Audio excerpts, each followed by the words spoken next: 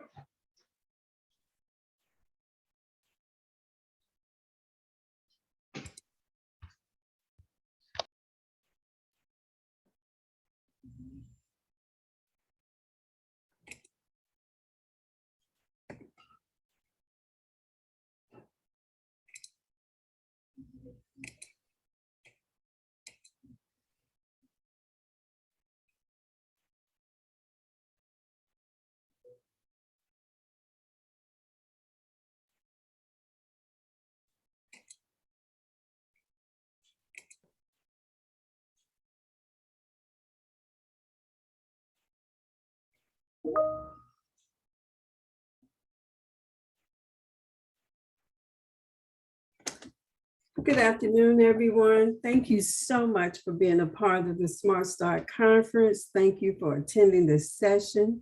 For today, we have What's in Your Bag, Emotional Resilience for the Long Haul with Melissa Harrell. Thank you, Melissa, for being with us today and being a part of our conference.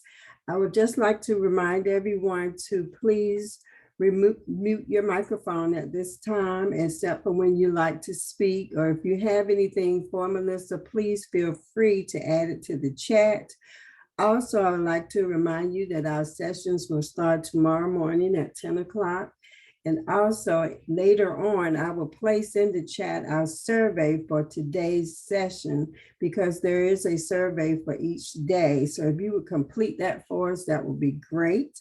And also I want to let everyone know that we'll be giving away a wonderful prize at the end of this session. So you may be that lucky winner. So at this time, again, thank you for attending the session, and I would like to turn everything over to Melissa. Thank you. Thank you so much. Good afternoon, everyone. It's so awesome to be with you guys. I think this is my third time presenting at the National Smart Start Conference, and it just gets better and better each time. Of course, we would all prefer to be in community with. I'm sorry. Has everybody got their mics muted? I'm getting some feedback. Anybody else getting that? Are we good? Yvonne, are we good? Yes, I think we're good. Okay. Sorry, I was getting some feedback over here. Could be my end too. So technical difficulties, please stand by. This is what we do in this COVID era. But I do like to try to make this as interactive as possible. And I love that you guys already have been jumping in from the very beginning, telling everyone good afternoon and greeting each other. That just makes us feel like we are in community with each other. So all along the way, feel free to type in the chat.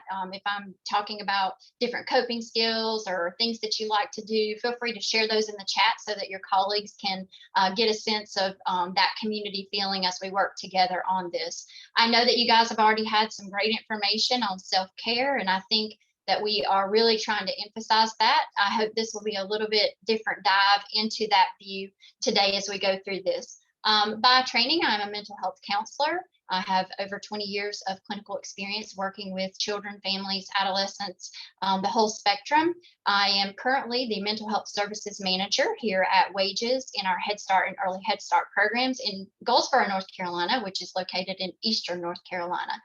So many of you on this call I've already noticed are some of my partners from all around that I enjoy collaborating with. And I'm sure many of you are also Exhaling a big sigh of relief after we have walked through April, which is that child abuse prevention month. So hopefully this session will hit you right at the time that you really need it.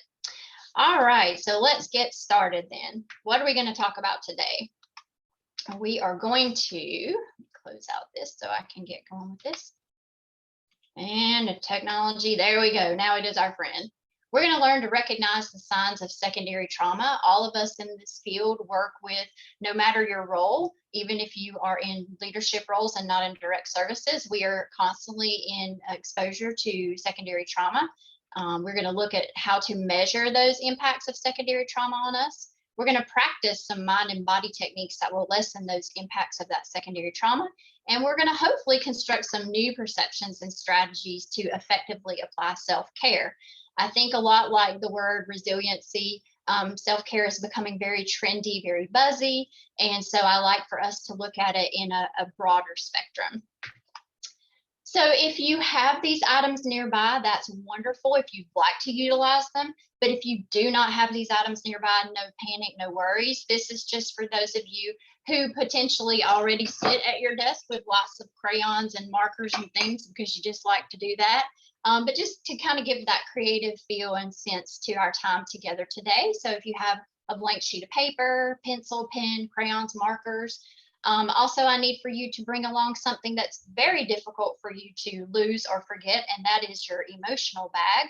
We all have that invisible emotional bag that we carry around with us. And then I invite you to bring your spirit of adventure.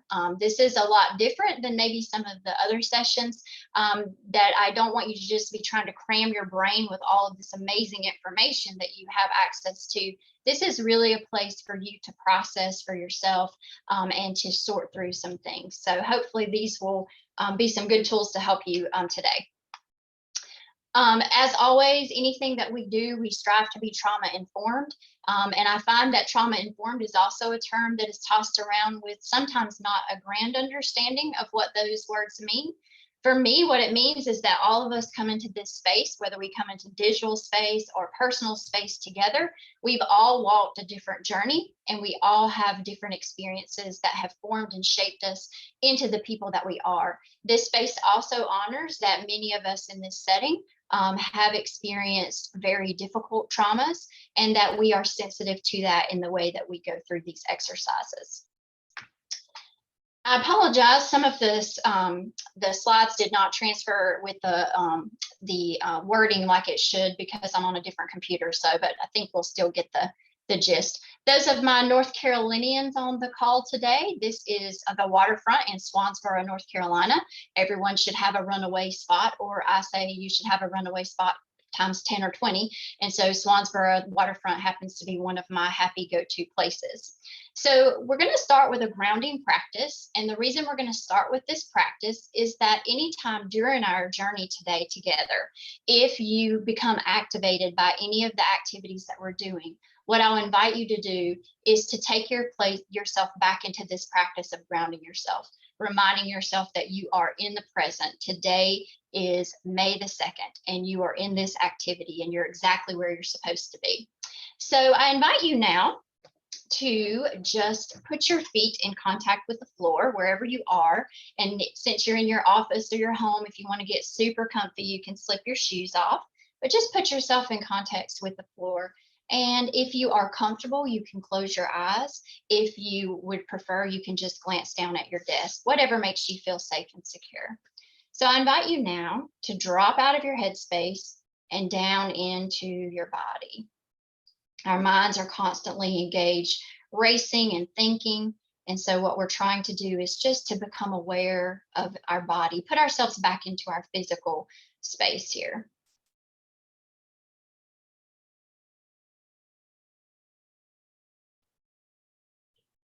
Just become aware of your breathing. No need to change it. We're just observing our breath.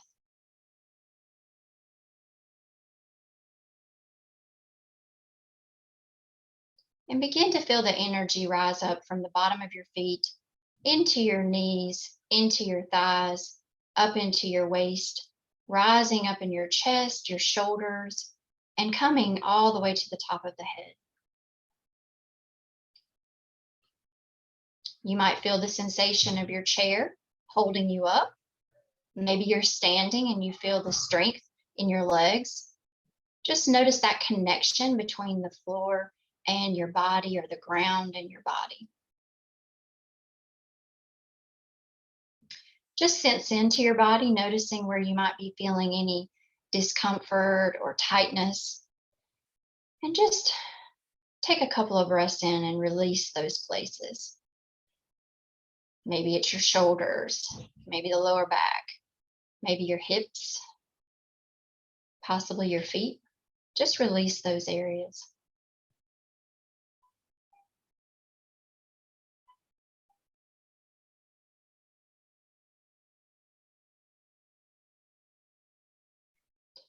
And now, just to seal in our groundedness and our sense of calmness, we're just going to take a couple of deep breaths in, and I invite you to breathe in deeply through your nose and to exhale very slowly through the mouth. So take those at your own pace, a couple of those deep breaths in and exhale out. And at your own pace, your final breath in and out. Before we return back into the space, just notice how your body may have shifted or changed since the beginning of that grounding practice. Mindfulness is about subtle changes. It's about small changes, not about great big things. So as you're ready, you may bring your eye gaze back up, or you can take a deep breath in and open your eyes and rejoin us in this place. So now, this, if you're interested, if we have any folks on the call from Virginia, this is from Williamsburg, Virginia, also another one of my fun runaway spots. This is out in a beautiful little garden that I discovered on my trips there. So pain, path, and passion. So for most of us on this call, if you do any type of work that you do, you came into that work because of your own personal experiences. Maybe you had a positive experience with education, or something in your childhood that made you want to make that same difference in someone else's life. Perhaps even greater the chance would be that you did not have the support or the things that you were looking for, or you want to ensure that children do have those things. So for me, likewise, as a mental health counselor, I came into this work after coming from a family with a lot of mental illness, and working through that work. So I came into this work with this desire, like most of us do. You got this super cape, you're going to save the world, you're going to save everybody, all the pain and anguish that you never wanted to walk through. So the problem with that, though, is if you're not simultaneously taking care of yourself while you're doing that work, you are going to burn your plane out very quickly. And so I come to this presentation today not as an expert in this, not because of my training and my disciplines, but because of my own personal experience of getting burnt out fried avocado toast more times than not, to the point that I've actually left this mental health career field, but only to return to it before. And so with that, I bring to you guys just this passion for that we have to not only take care of ourselves, but we have to live in community and support one another in our roles, and looking out for each other and the well-being of us. I know that we all really wish we had not had to walk through COVID, but I think one of the strengths that's going to come from that is that we are learning more and more how important it is to guard ourselves and to take care of ourselves in ways that I think before we were not as appreciative of. Okay. So whose stuff is this, and why am I carrying it anyway? All right. So those of you on here who are parents or grandparents, you've certainly had the experience of going out on an outing with children, and you look at said child and they have a teddy bear and a bottle of water and a snack and a coat and all these things. And you look at the child and you say, I'm not going to carry that stuff when you get tired of carrying it. How many of you then 2 hours later look like a camel with a doll strapped to your back because the child is now wandered away and you have a responsibility for all of these things? Well, life can be a lot like that, whether it's family, other family members, or friends, stressors and struggles, whether it's that secondary trauma that we talked about earlier that gets transferred over from the families that we work with or the children that we interact with. we can collect these things all along the way, and our bag can become quite heavy, not just with our own stuff, but with the stuff that others have placed in our bags. And so we're going to just review a bit the trauma terminology that we hear very often. You will hear secondary trauma and vicarious trauma. Those can be used interchangeably. They mean basically the same thing. It's where we pick up someone else's bag, so to speak, or their objects in their bag, and they're not necessarily events that we have witnessed or been a part of. But if you look in the connection there, secondary trauma and vicarious trauma are huge contributors to burnout. It's a lot just to carry our own load, but when we're carrying the load of others, that really begins to tip the scales in the favor of burnout. So when we look at signs of secondary trauma, we're most often familiar with those bottom three blocks: physical symptoms, mental health impacts, and increased use of negative coping skills. We are familiar with our own set of, like, whatever your Achilles is. Is it your IBS trigger? Are you going to get a migraine? Is your back going to go out when you're under a lot of stress and distress?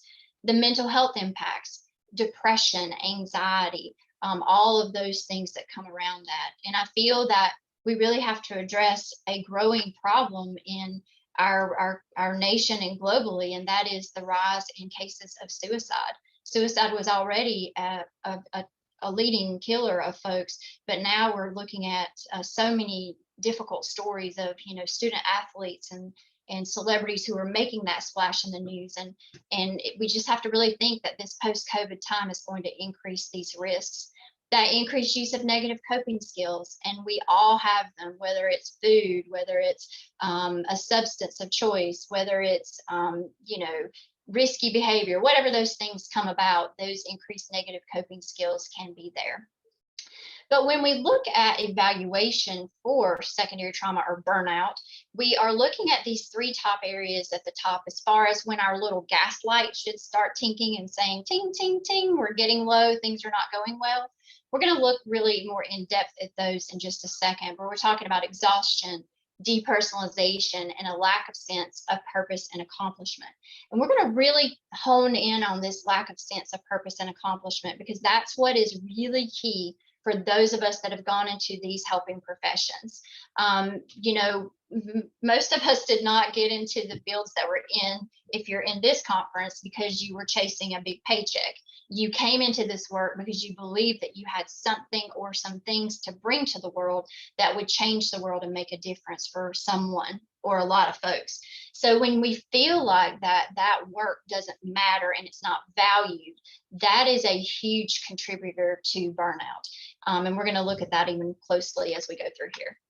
So I'm using the model for discussing burnout. This is coming from the Maslach Burnout Inventory, and there are links in the slides later that you guys have access to, where you can click on and actually investigate and take the burnout assessment for yourself, or you can use it if you're in management. This is a wonderful tool to use staff-wide in your agency. They offer single use, or you can buy it as a agency-wide license to use. I have nothing to do with these folks. It's just the most evidence-based tool that is used in the industry to assess for human services burnout. But when we look at that, they look at these three areas: this feeling of energy depletion or exhaustion, the increased mental distance from one's job, or that negative cynicism that we begin to feel related to our job, and finally, that reduced feeling of professional efficacy or achievement. So when we talk about exhaustion, this is more than being tired. The way I tell folks to assess this: when you go home from work on Friday afternoon and you give yourself a complete weekend break, like you do not allow yourself to check email. Oh, did anybody just get anxious? You don't look at your work email. You don't do any work at home, and you go back into work on Monday morning and you're starting to feel somewhat better and you feel like you can move and go, then that's a good thing. But when you're dealing with burnout, you wake up Monday morning and feel the same as you did on Friday when you left work, sometimes maybe even worse, even if you've given that break. For folks that have, sadly on this call today, if many of you experienced your own battle with COVID, and I sure did in March, it put me in the bed for a whole week straight. It's almost that dragging feeling, like you just can't make it through, like you're walking around with sandbags strapped to you, that mental fatigue. And just the rest just doesn't do it. It really doesn't matter. And, this is really exhausting to try to power through a day when most of us are, my new joke for folks is when I retire, I'm going to be a juggler in the circus because I think I've got some really cool skills. So if anybody wants to join me, come on with me. But it's hard. It's hard to try to do this stuff when you're at your best, let alone when you're overwhelmed with that exhaustion. Depersonalization, I like to say that if this had a theme song, it would be "You've Lost That Love and Feeling." It's just don't care about anybody else's problems, don't want to hear about anybody's feelings or how they feel. Your passion is really gone, it's faded away. You might even say things like, well, I don't really care what happens to those people, or we get very jaded by the same types of situations that we see over and over again. And while this sounds terrible, it is terrible, but it is a reality that I think we have to acknowledge in the work that we do. And so finally, this is what's the most exciting part for me. And I think from a human resources standpoint, so if I have folks on the call who are maybe executive directors or human resources folks, if we want to keep people in these positions, because in nonprofits, we can't always battle for the dollar, right?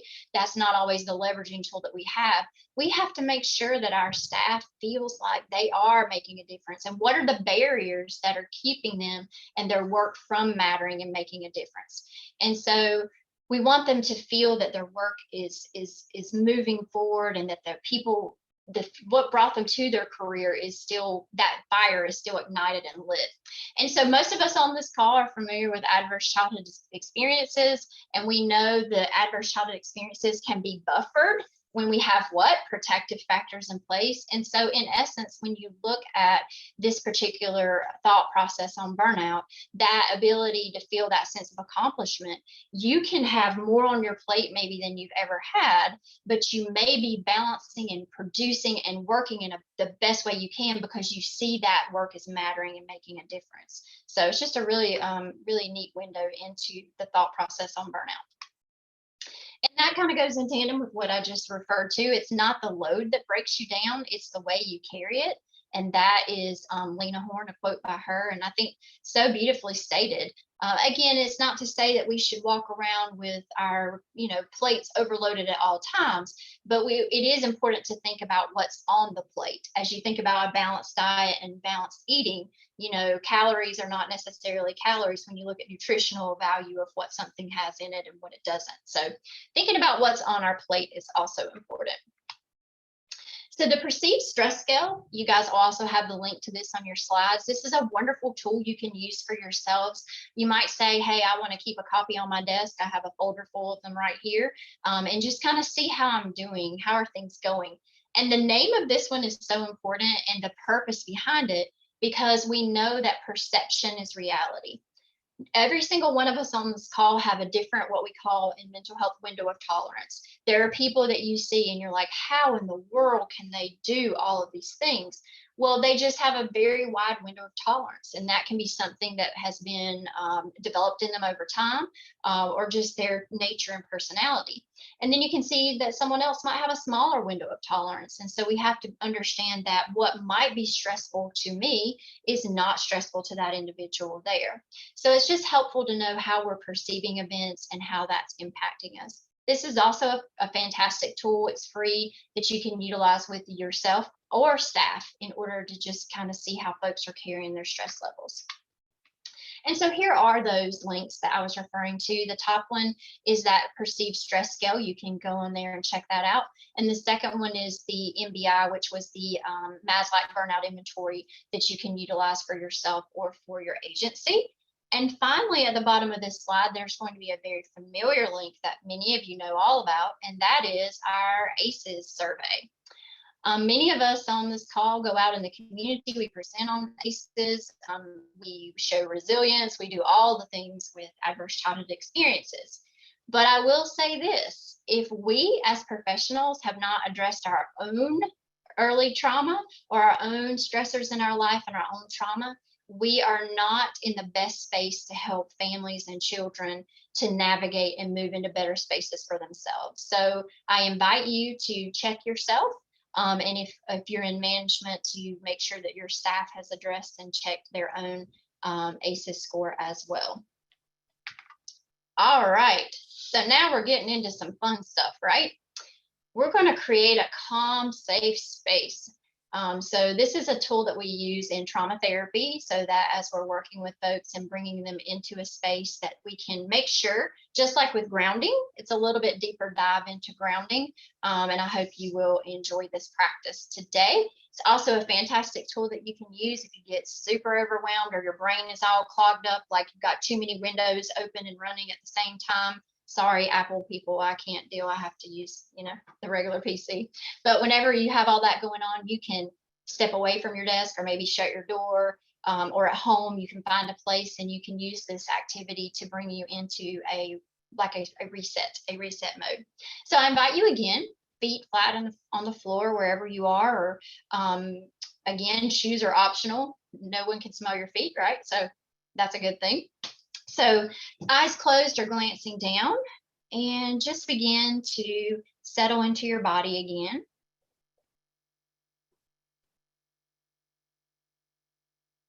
And as we begin to settle into our body, I want you to pretend you have a little camera in your head, and that camera is just going to scan up and down your body. And it's looking for tension or discomfort or tightness, similar to earlier. What I'd like for you to do is to evaluate your body and assign yourself a number between 0 and 10. 0, no tension at all. 10, the most amount of tension you've ever felt in your body. And just pencil that number somewhere in your mind.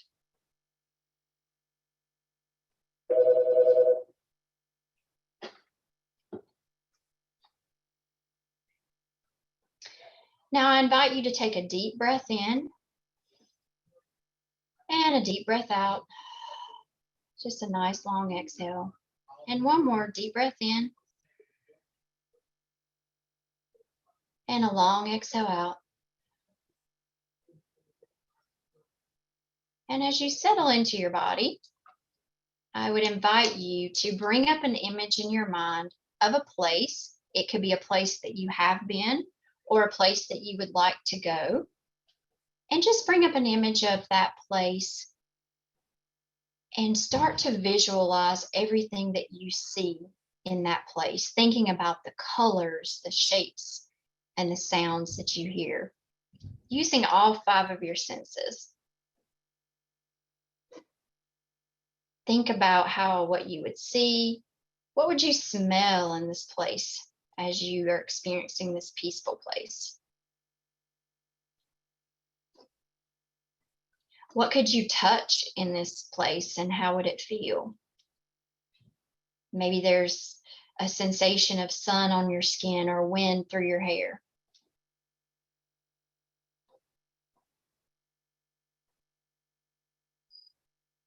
And thinking again about the sounds, and then possibly even what could you taste in this area? Maybe you have a nice, cool, refreshing bottle of water or some lemonade, or maybe you have a nice snack there. Just really sensing into this complete place where you are. And I'm going to give you just a second to take a deep breath in and enjoy that space.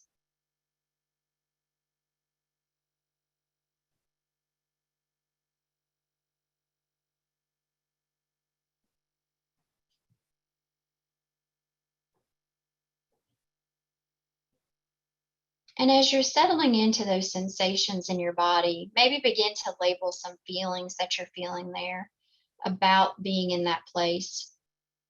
Maybe they're words like peaceful, rested, relaxed, rejuvenated, anything. Just observe your own feelings and words.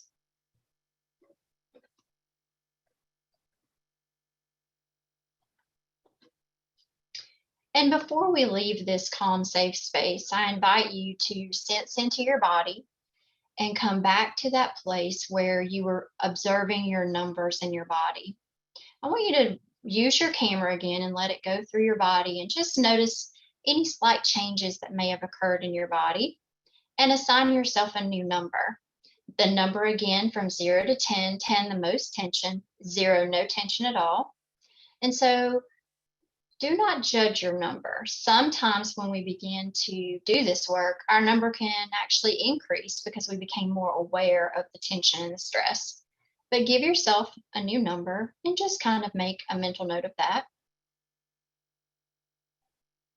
And once you have your number, just gently bring yourself back into your space by wiggling your fingers and toes. If your eyes have been closed, you might glance down at the floor, blink your eyes a couple of times, and bring yourself back into the space. So I would love for you, as you enter back into the space, let's take just a second to get into community and type in the chat box if you would like to share anything from the place that you visualize to what did your number start with? What did your number end with? Just any feedback that you want to give us in the chat in regards to your practice, if you would like to share.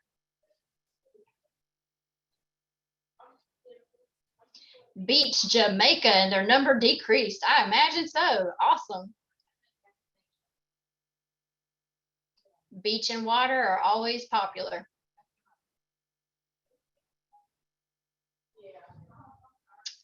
Someone has the mountains as their comfort space, and I grew up in Western North Carolina, so I love that one too. We're back in Cabo. We got the mountains and the beach, blue sky and birds. Nice. Ooh. Oh, wow. Flying, lots of things. Some really cool, interesting ones too. City lights from a rooftop. Lovely. The UNC Chapel Hill football stadium by myself. I'm loving that one. Thank you, Terrell, for that. Love that. Interesting.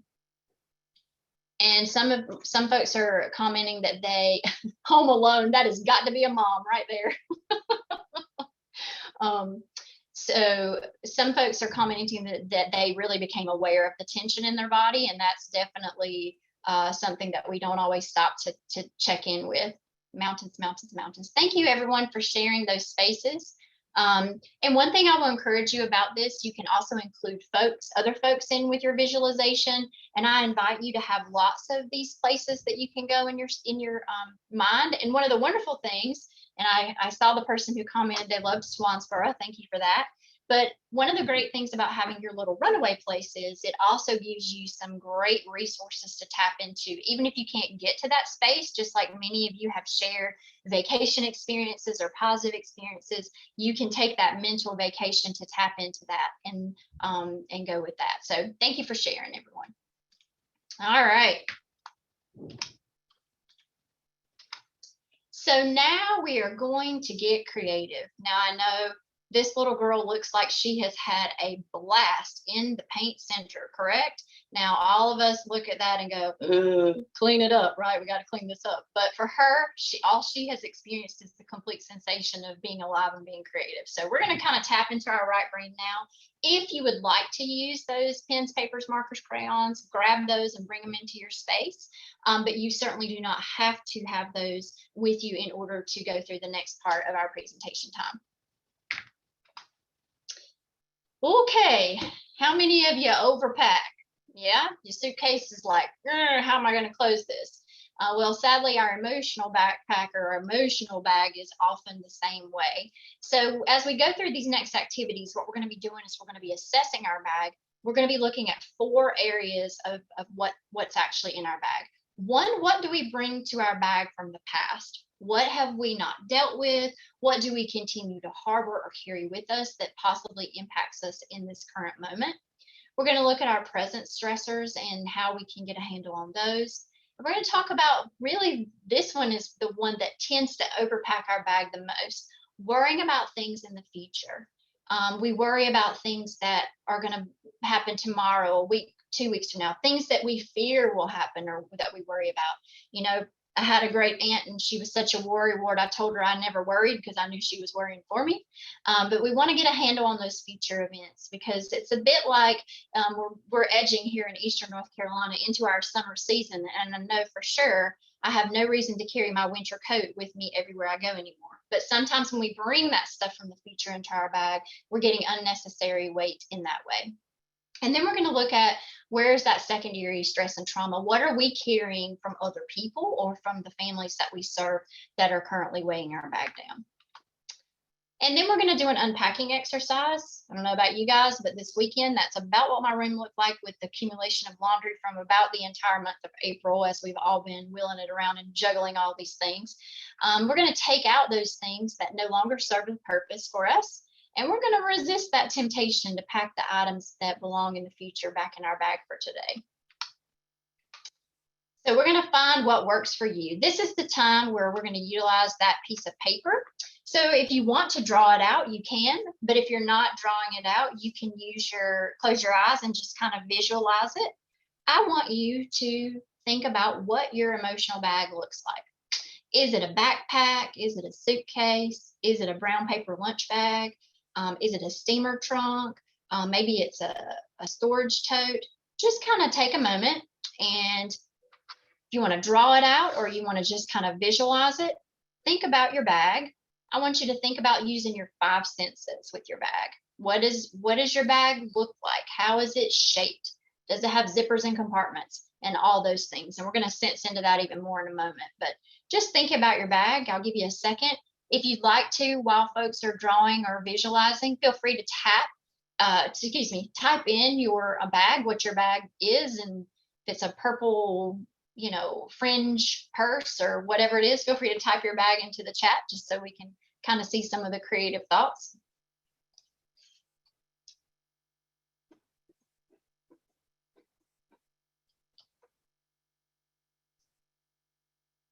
We got a handbag, a hope chest. Ooh, Mary Poppins bag. Ooh, she always had everything in there. That was good thinking. Carpenter's bag. Nice. A red tote bag, yellow backpack. Purple. Somebody likes purple. A tackle box. Ooh, nice.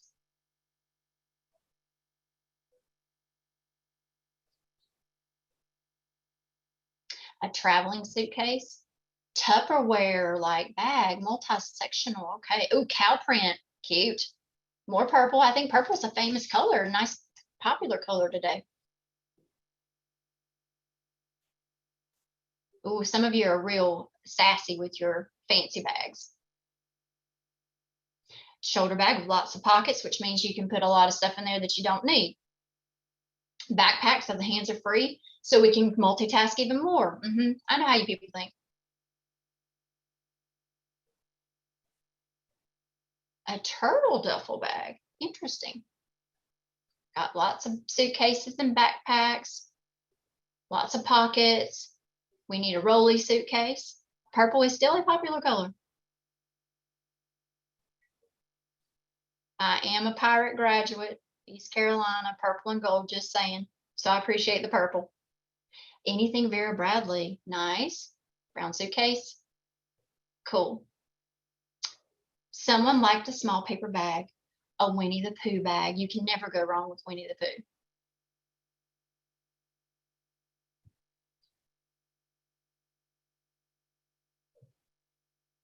All right. Well, thank you guys for sharing, those of you that were creating your bags. I appreciate getting that information from you. So now on your paper, you can, if you've been drawing along with it, you can just use your paper to write the things that we're going to move forward through the next bit. Or those of you can just think them up in your mind. It's either way you want to do it. We're trying to use all of our learning styles, our visual, our auditory, our tactile. So everybody knows their learning style. Use what you need to get what you need out of this session. All right.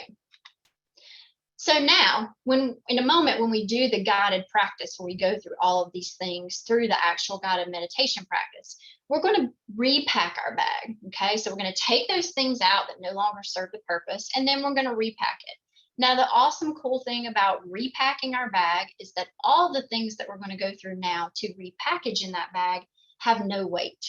So they are just light and fluffy. I want you to think about them like fireflies or cotton balls, so that when you put them in your bag, they add volume. So you have all of these great tools, but pick it up and it's going to be light as a feather. So what I want you to do, and feel free as we go along in this to write these on your paper, and at any time, if you want to share in the chat, anything that chimes in with these coping skills, like I said, so that some of your colleagues can get some great ideas of some of your coping skills. I like to think about it this way. I mentioned earlier in the session that self-care, I think, is kind of tossed around. And I think for, like, I'll use myself as a lady, we think, oh, I'm going to go get a pedicure, or I need to go to the spa, something that we think is this big elaborate thing and movement. Not to say that those aren't great and that's not self-care, but what we really want to go into, and remember we talked about earlier, that objective is to rebuild our idea of self-care. What does it mean? And what I want for you to walk away from here today thinking about self-care is that it's something that you're intentional with every single part of your day, that you don't wait until the end of the week on the weekend to self-care. You build this into every single piece and part of your day. So with that, if we're going to do that, we need to have coping skills that we can use in 5 minutes, in 15 minutes, in 30 minutes. What if you had an hour, half day, whole week? So I want you to take just a moment and use your paper or your mental, and as well as that chat box. And so let's start with 5 minutes. If you had 5 minutes, what would you do? And I'll share mine with you. As a therapist, doing sessions hourly throughout the day, especially years ago when I was a straight up clinician, I would keep my favorite hand soap in the bathroom. And I love Bath and Body Works Stress Relief Eucalyptus Spearmint, if anybody's a fan of that one.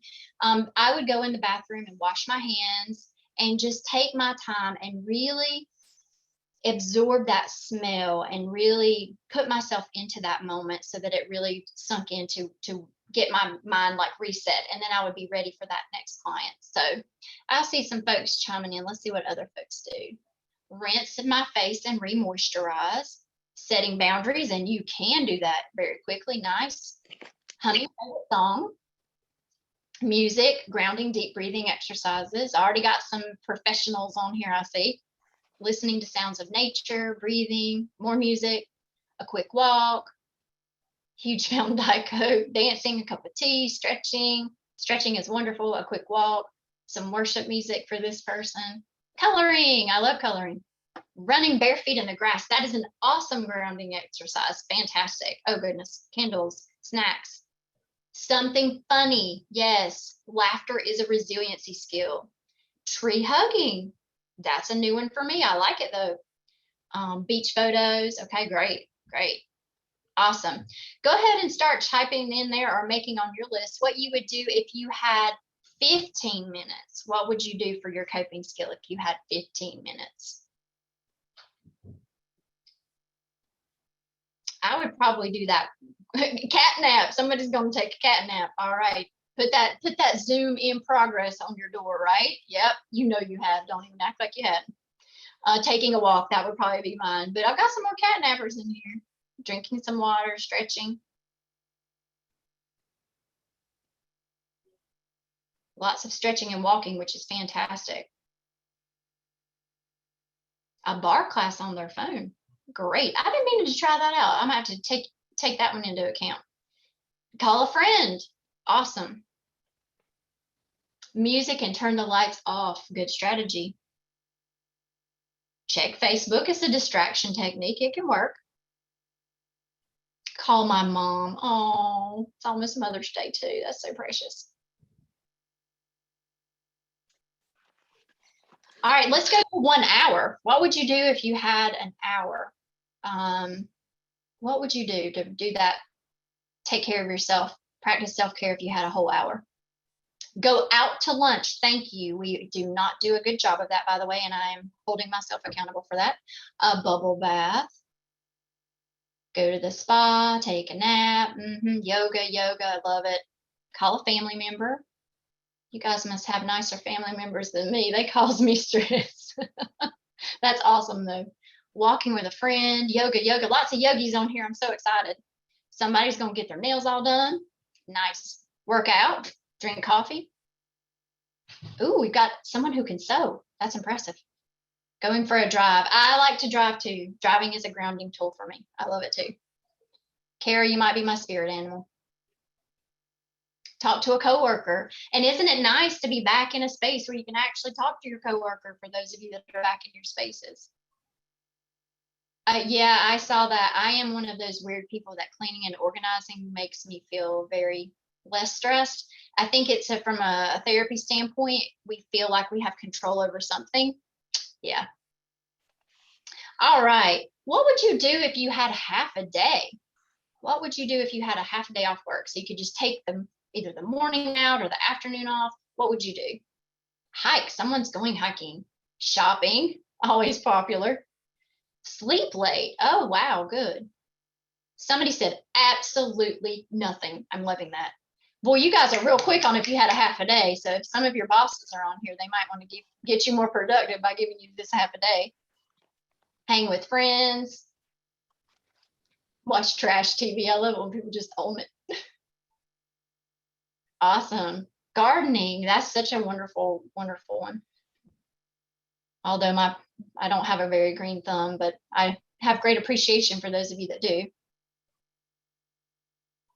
Okay, awesome. All right.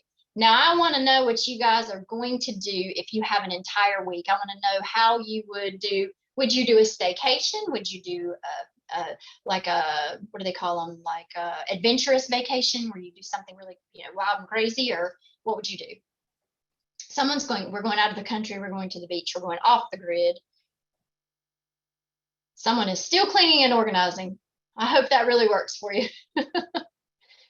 Lots of great ideas. Vacations, Florida, vacation. Most folks, I think, are wanting to go away, it looks like. Nice.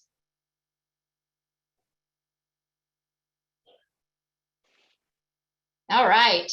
Yes, the best thing we could ever do. Put your phone on do not disturb. That's amazing, isn't it? All right. Thank you guys so much for sharing those. So when we get to the session of the guided meditation, you'll be repacking your bag with those particular items. So here we go. Now, the other thing that we need to pack in our bag that also brings a lot of positivity to our bag, but also gets rid of weight. And remember, as volume, but not weight. It's kind of like the best shampoo, right? Volume, but not weight. I want you to list some positive qualities or statements about yourself. You can write them on your paper. And what I mean by this is we are our own worst enemies. We will say things about ourselves and talk negatively in our brain to ourselves, things that we would never allow another person to say about themselves. So take your time to list your talents and your strengths. What do you bring into not just the work that you do, but what do you bring to the world? You offer up every single day. And if you have negative cognitions in your mind, like maybe you're always feeling like I'm not good enough, or I'm just, not achieving like I want to, or whatever those statements are, that you're responsible for things that are not your responsibility, reframe those statements into more helpful, believable statements, like I'm doing the best I know how, or I can only accept responsibility for the things that are mine to accept. So take your time, and if you want to contribute any of these into the chat, please share whatever you are. Wow, you guys are already doing it. I love it. We need to be more willing to state our positive traits about ourselves, and to not be so mean to ourselves. We are definitely bullying ourselves for most of the time. Lots of great traits here.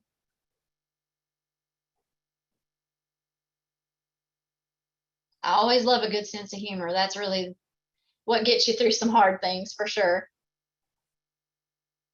Most of you, I'm not surprised, are compassionate and are very caring, and you've described yourself as helpful and encouraging to others. Lots of creativity in this group.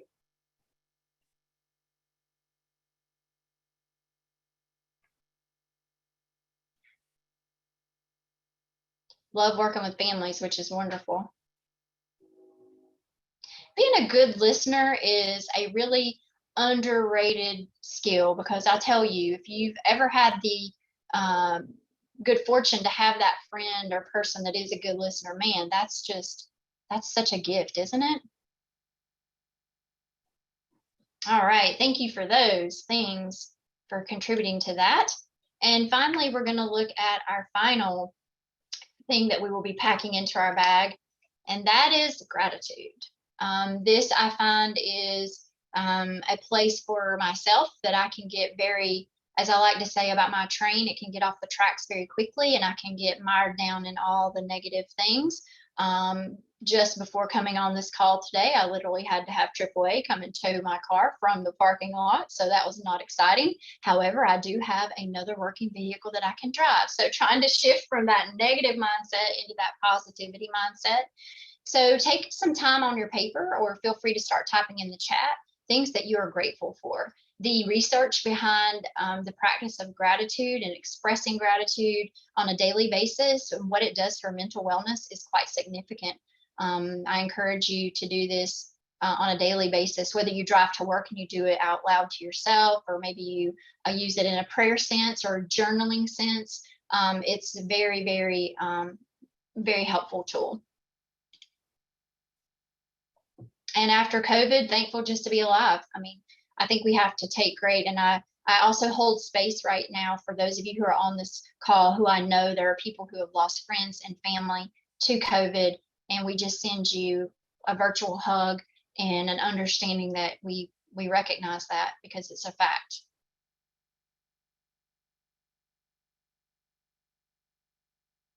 Wow, these are all amazing. Grateful to be on this planet and have quality humans in their corner. Nice. Someone is cancer free, and we share that. We send lots of hugs out to you for that too. Definitely. Thank you, Cynthia, for sharing that with the group.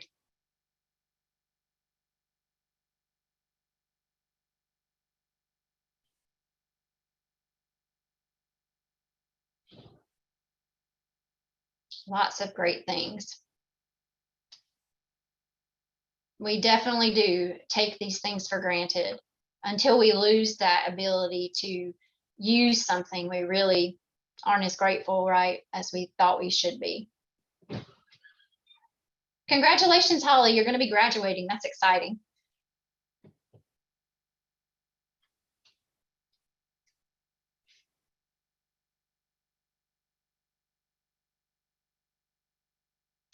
All right, so we have all this wonderful gratitude that we're going to pack into our bag. And then just kind of thinking about who are going to be those people that will help you carry your bag whenever you need help with your bag. You can draw little stick figures around your bag. They can be coworkers, they can be family members, they might be pets because they just give you a sense of support. But just really kind of also thinking about when you become overwhelmed, who are the people that you turn to?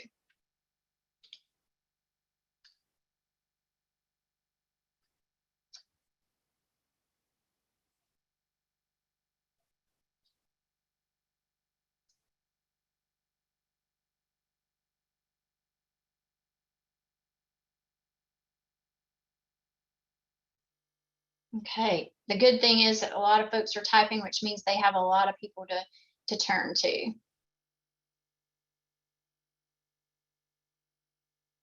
Lots of people on the call that their faith is extremely important to them. Their partners, friends, got sisters.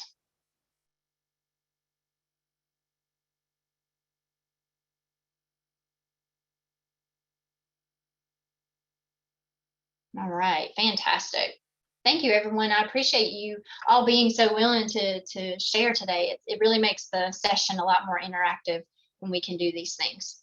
Okay, so now we've talked through these things. So we're going to take all of these things that we have gone through, and we're going to take it through a guided meditation. So I invite you now to make your space comfortable, put your crayons or markers and pens and papers out of the way. If you have to open up your eyes and peek and cheat off of your paper, that's okay because it's your own paper. So that's good. So let's put our feet in contact with the floor. We're going to start just like we have with our other two activities, just sensing into where you are. And again, as always, you may keep your eyes open and glance down, or you may close your eyes if you feel comfortable in your space. So let's go ahead and sense into our body. Notice those sensations.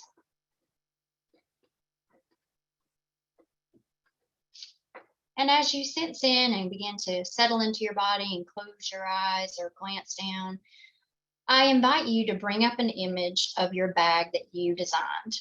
your bag, your backpack, your purse, your trunk, all the things that people did, but bring up your special bag and begin to use your 5 senses.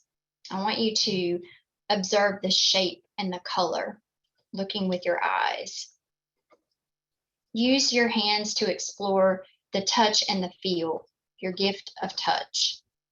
Is it smooth? Is it rough? How does it feel? Also noticing the compartments zipping and unzipping. Maybe it has buttons. Maybe it has lots of pockets. Noticing if you hear any sounds coming from the bag. If so, you might have a device that needs to be silenced. Maybe it's some keys rattling around in there. Just noticing what you hear.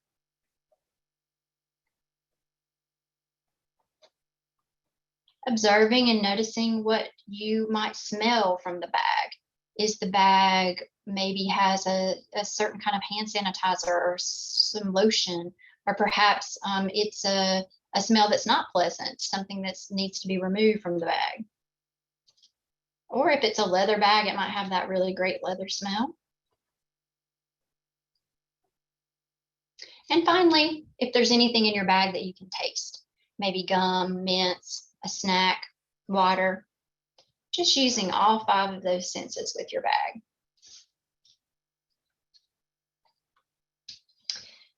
Now that you've explored your bag, I invite you to walk over and pick up your bag. And when you pick this bag up, I want you to assign it a weight of either light, medium, heavy, or unable to pick it up.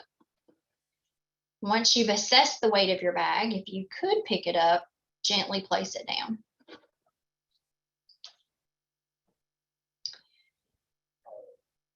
Open your bag and begin to explore in your bag some of the things as you're digging through there that are weighing that bag down.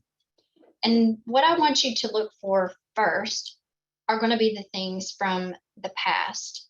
And I will remind you at this point in time that at any time during this activity, if you become emotionally activated by this activity, then I invite you to take yourself and your mind to your calm, safe space that we did earlier and get yourself grounded, and then either return to the activity with us, or you may choose to stay in your calm, safe space. As you look at these past events, you are asking yourself one question. What does this item or this event that I'm holding, how does it serve me in the present? And if this thing that we cannot undo or change the way that it happened doesn't serve you in the present, then we need to find a way to release that into leaving it in the past and no longer packing it in our bag. Take a moment to sort through things that you might need to process from your past. It could also include past secondary trauma from situations with families and children that you've worked with. So observing that trauma not only through your lens, but also through the families that you serve.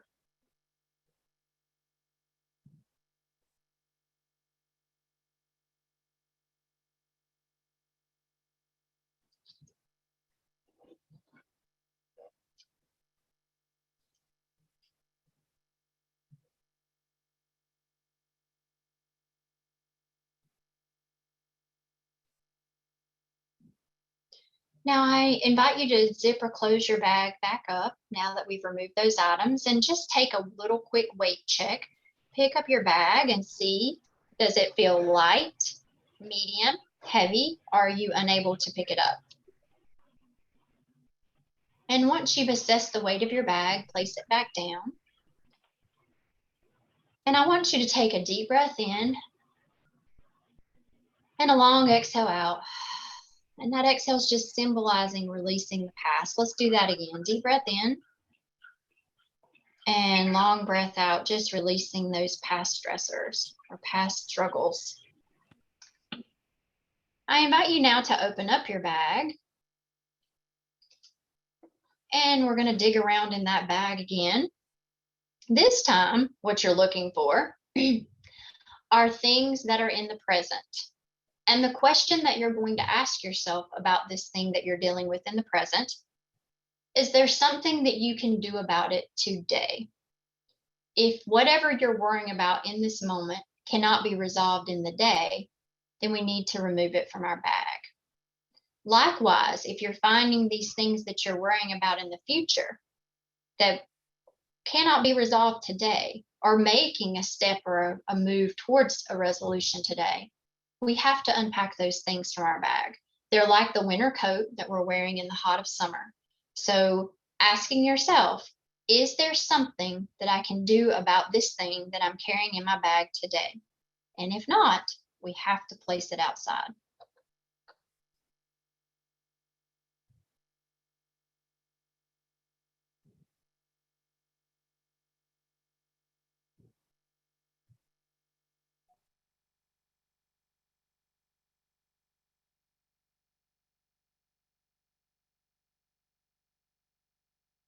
And now I invite you to zip or close up your bag and just give me another weight check. Picking up that bag. Is it light, medium, heavy, or maybe you're unable to pick it up at all?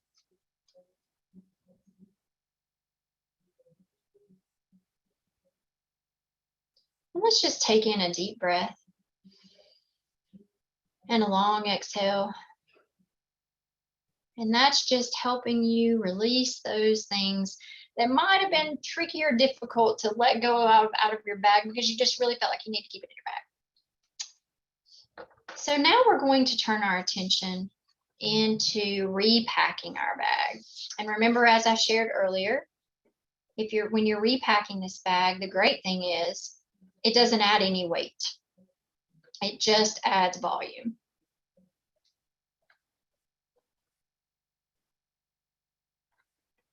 So the first thing I invite you to repack in your bag are your coping tools, your coping skills.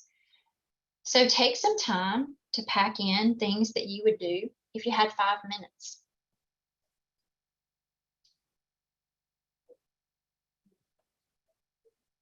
Maybe you learned some cool tricks and tools from your colleagues and you're using some of their tools that they shared in the group. What would you pack in there for 15 minutes? What would you pack in there for 30 minutes?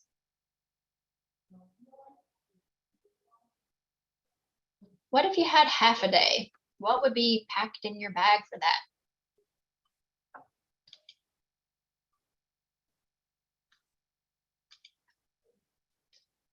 What about a whole day? One day just to splurge on yourself.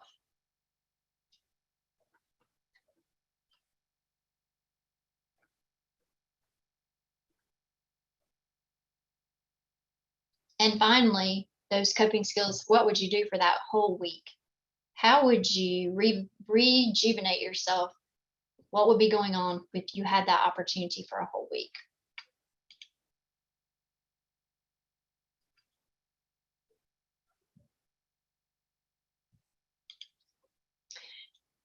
And now I want you to turn your attention to packing in those positive qualities and positive statements that you worked on earlier. What are the talents and strengths? Put those in your bag, in your mental bag, and just pack those in.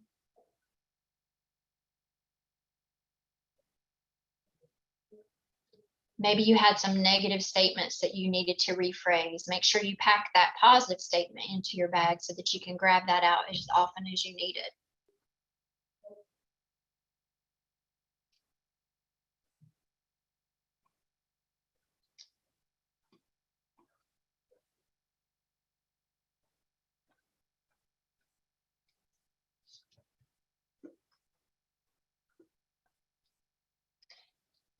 And finally, in your mental bag, I invite you to pack in your thoughts of gratitude. All of those thoughts of gratitude things that you are taking the time to stop and say, I can be extremely grateful for these things, these people, these opportunities. Just really in opening up your heart to all of those things. packing those into your bag.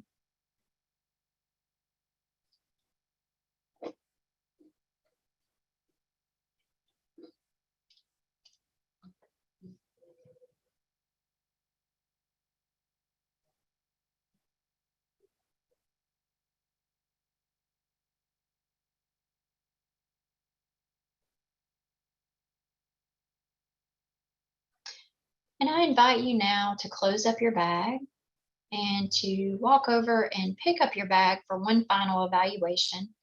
And notice if your bag is light, medium, heavy, or unable to be picked up. And once you have assessed the weight of your bag, gently place it down. And just take a couple of breaths in and out. Just acknowledging the work that you've put into this process. And because we have looked at some difficult things, I would like for you to take your journey now, if you're not already there, into your calm, safe space and ground yourself into that spot, whether it's your beach or your mountains or your other happy place, and really use your 5 senses. What are you seeing? What are you touching there? What are you hearing? What are you smelling? And what are you tasting? Ground yourself into that spot.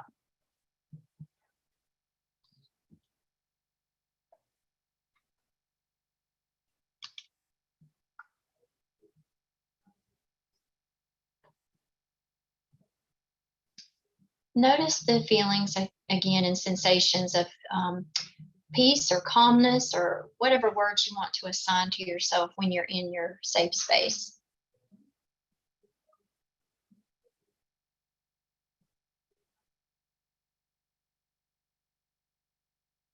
Just begin to bring awareness to your body by wiggling your fingers and toes. Maybe just kind of slowly blinking your eyes open. As you begin to come back into your space, look around your room and find everything that you can that is the color green.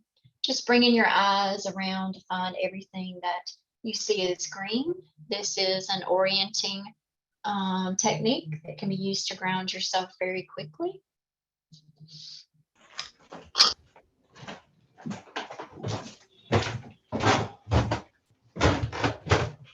If you cannot please try to see that you're muted, please. We've got some noise.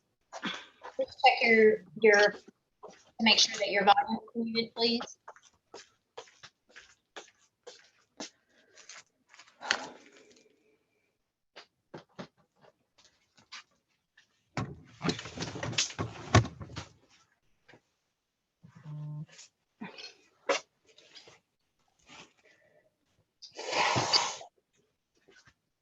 Can everyone please take a moment to check and see that you are muted? I'm getting you're moving around and you're giving us a lot of noise. Thank you, I appreciate that. I know it's easy sometimes to think that we are and we're not, so thank you for that. All right, so I would be interested in some feedback in the comments for yourself on your journey with your bag. Any thoughts, impressions, or reflections that you bring about from that particular activity?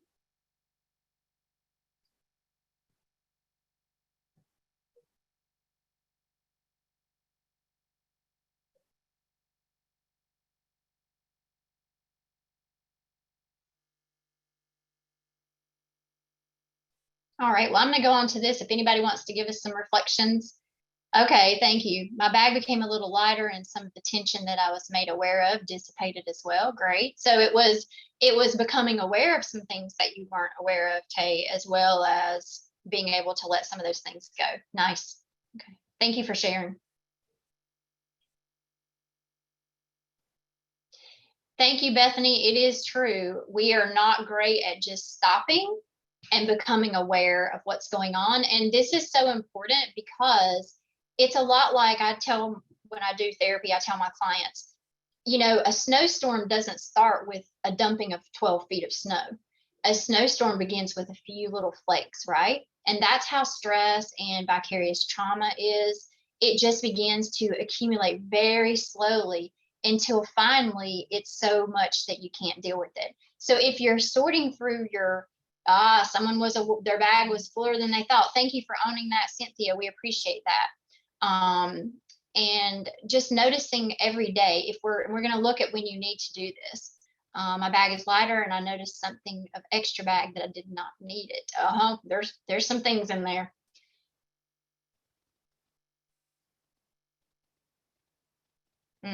Thank you for that, for sharing that.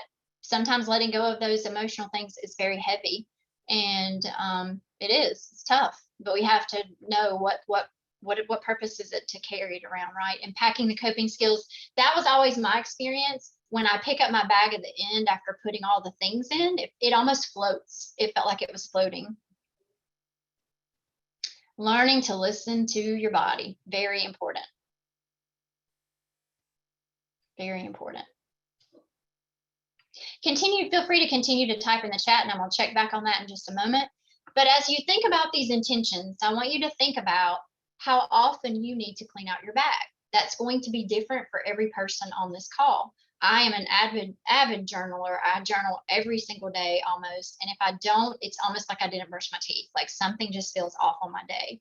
And so for me, I do this process through journaling by saying, what do I need to release? What am I worrying about in the future? And what are my gratitude things for the day, or the things I need to pack into? So you can use it as a journaling activity. You can use it as a part of a prayer or meditation routine. And as you can see, it really doesn't take a lot of time to do a pretty quick assessment of how you're doing and what's going on. And then what are some things that will let you know that you need to clean out your bag sooner? For me, for example, I lived with 3 children, 20, 18, and 16.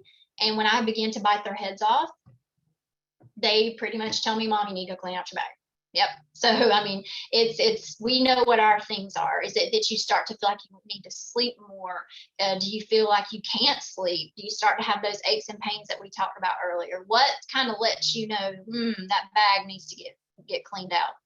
And where you clean out your bag can be important, because if the place that you're cleaning out your bag is kind of stressful zone, if home is not a safe spot, or if your office is very stress filled, then maybe you need to get wise to other places. Maybe you decide you're going to drive your car to the park and sit in the park and do this, or maybe you're going to take a walk and do it while you're walking mindfully.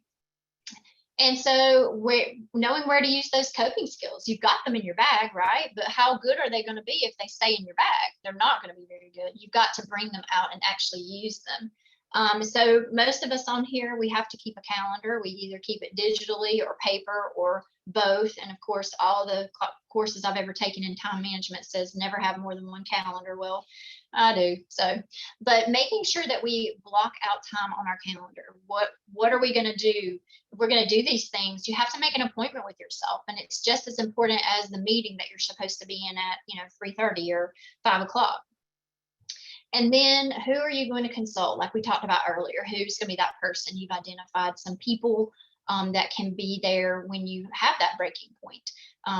With COVID, it certainly caused a lot of tension and distress, and the mental health people in your agency or in your community, we are not immune to that.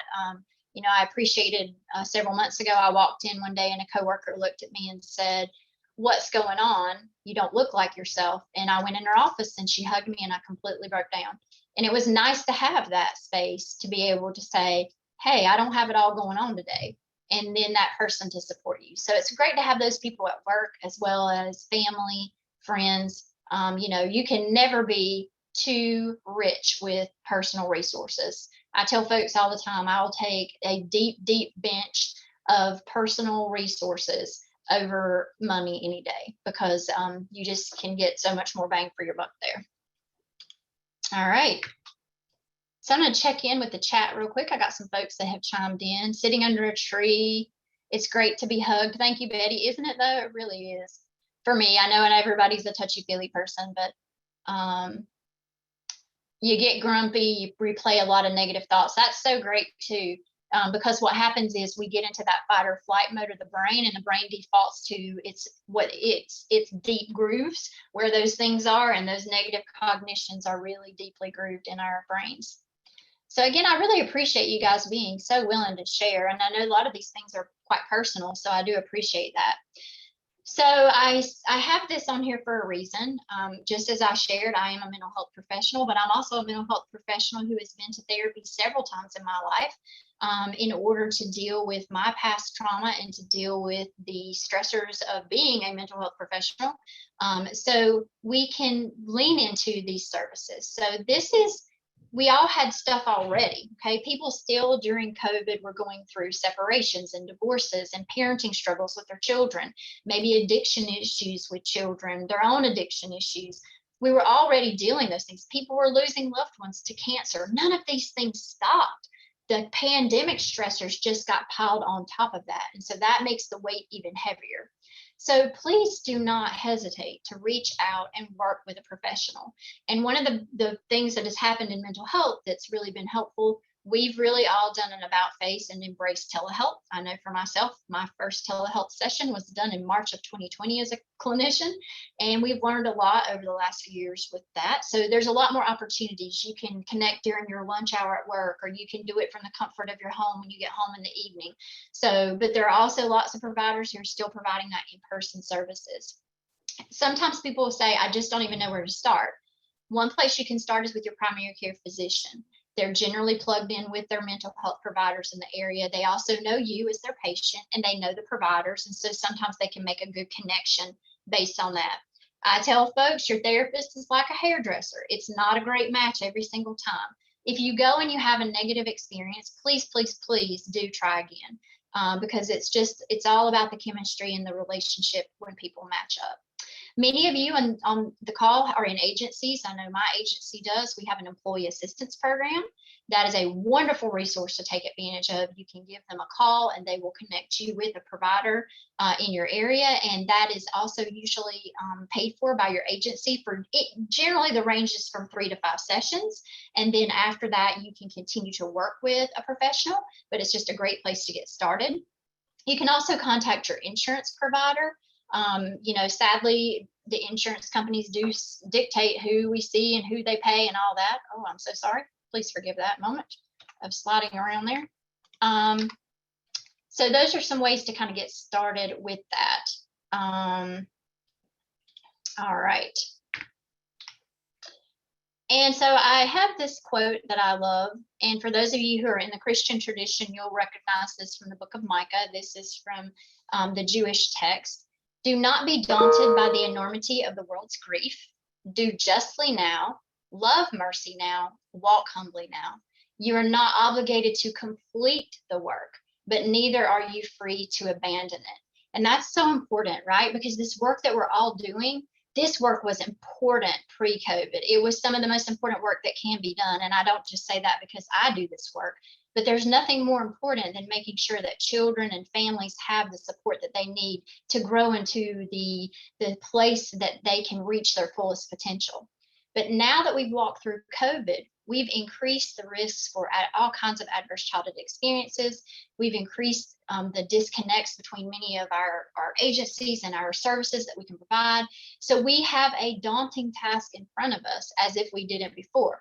But we do not need to be disheartened by this, because we do not, each of us, have to carry that load all by ourselves. We have our piece of work and our piece of property to farm and to take care of, and together we'll make all of that acreage work together. So just a reminder that yes, we have a lot to do, but we're not doing this all on our own. And so in your slide deck, you'll have my contact information. I love to collaborate. We are doing a lot of work here at Wages and in the Wayne County community in tandem with my Partnership for Children. Shout out to the Wayne County Partnership for Children. We are doing a lot around resiliency task force building and prevention of ACEs and mitigation and building resilient communities, like a lot of you on this call. So if anybody wants to collaborate with us, we would love it. And also I invite you to feel free to follow me on social media with my personal pages and business. Like I said, I love to collaborate. That's when we all do the best work, when we're all working together. You have references and resources in the slides. Many of these books are probably things you're quite familiar with as they relate to the work that we already know about fight or flight and rest and digest and trauma. But those of you on here that are yogis, I'm excited to hear that. Yoga is definitely becoming more and more, gaining more traction as we move through this work. And finally, I'm excited to share, if you want any more details into the resiliency tips or the activities that I did today, this book is now available on Amazon. Feel free to look it up and give it a review.